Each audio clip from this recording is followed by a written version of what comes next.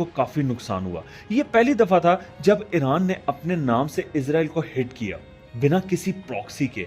इसके बाद US, UK और एलाइज ने भी इजराइल के साथ दिया।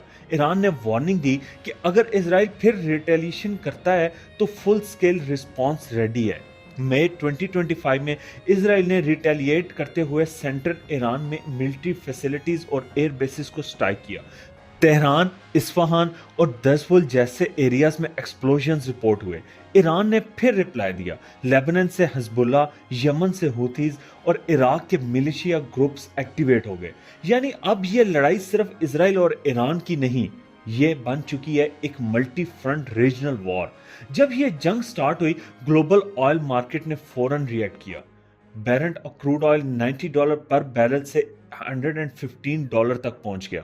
ग्लोबल स्टॉक मार्केट डाउन हुए, इन्वेस्टर्स ने सेफ एसेट्स में पैसे लगाए। रेड सी में